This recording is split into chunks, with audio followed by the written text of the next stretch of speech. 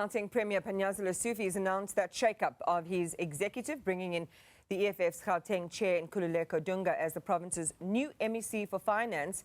He previously held the position of Finance MMC in the city of Ekurhuleni before he was removed. The former Community Safety MEC, Faith Mazibuko, has been moved to Health. Nomantu Nkomo Ralehoko will be in charge of Social Development. And you can see some of the other appointments there on your screen. We'll roll those so you can see the full portfolio now and what it looks like. But what does it mean for the province?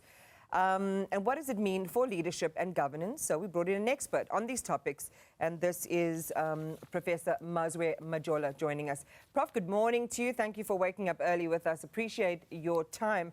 I'm sure if you did miss it, though, the Premier was on just a few moments ago talking about his new executive appointments and the reasoning behind that. He also talks about bringing in the EFF to create that stability and get that adjusted budget through. Your thoughts on the move and why he made it? Yes, good morning, Imani. Of course, yes, he was in a quandary. Was compelled to do it because they don't have numbers. The EFF is the third largest party in Gauteng, so they needed that 11 seats so that they can have a majority of 43 seats. But the question is EFF a trustworthy and reliable, is a dependable and stable partner for the next 3 years until 2029? Will they be able to work together in harmony, or will ANC or even the Premier find himself kowtowing under or to EFF because of just to make sure that they find that majority they need when it comes to and goes to legislature. So it's not an easy thing. It's a forced marriage, as we always use that terminology. But unfortunately, really, he didn't have anything to do. I know he was so compelled to do it. They couldn't pass the budget last week. They needed the numbers, and EFF would not budge. They've always said that we're going to destabilize everything.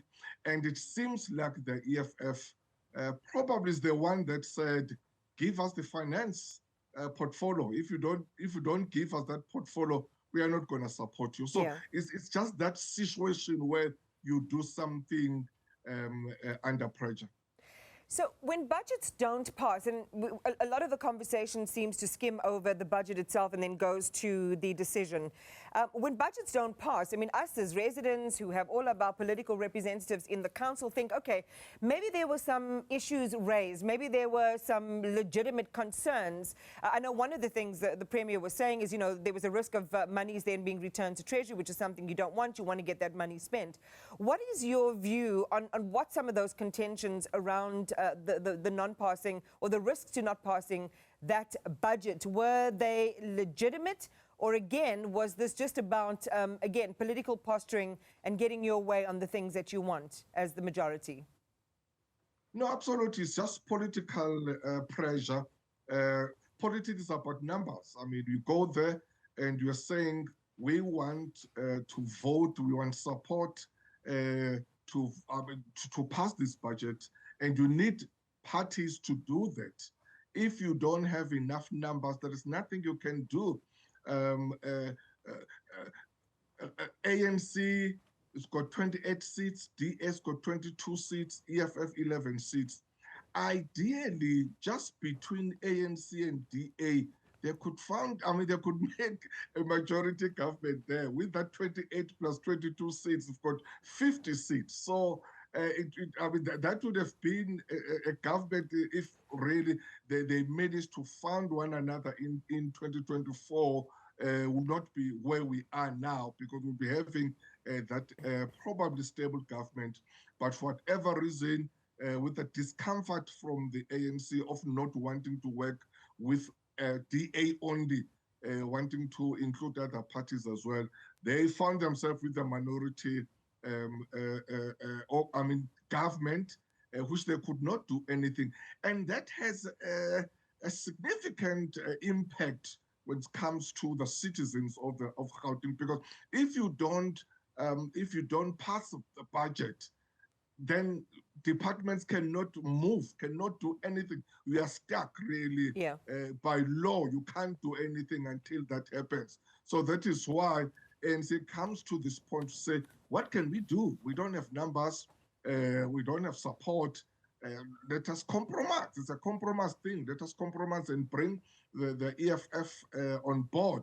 However, will that decision hurt the ANC internally? How many people will be happy with that decision, or is it going to deepen the tensions and the divisions within ANC? Yeah. Because I bet you not everyone will be happy for that decision that the Premier has made. Well, let's end on the promise to accelerate service delivery, which was part of the thinking and reasoning behind this particular decision. Based on your experience, do reshuffles of this nature typically improve service delivery, or do they just create more of a strain through that either lack of policy continuity or whatever it is that, you know, disrupts the seeing through of plans and policies? Well, it takes time, because you find a new political head taking place, a portfolio. Yes, officials are there who are really the one who are administering everything, but now this person still have to be engaged to understand what is happening here. So you'll need someone who will come there and move with speed in order to implement those things. So it's not an easy thing that you can increase and fast-track delivery, but it needs a particular leadership style from those people who will be taking over to say, you go there, move with speed, with competence, with accountability, with results-driven and people-centered approach, so that you accelerate the delivery in Gauteng province. Yeah. Well, thank you again for your time this morning. Much appreciated, Professor Mazwi Majola, leadership and governance expert, just talking about those executive changes we saw yesterday.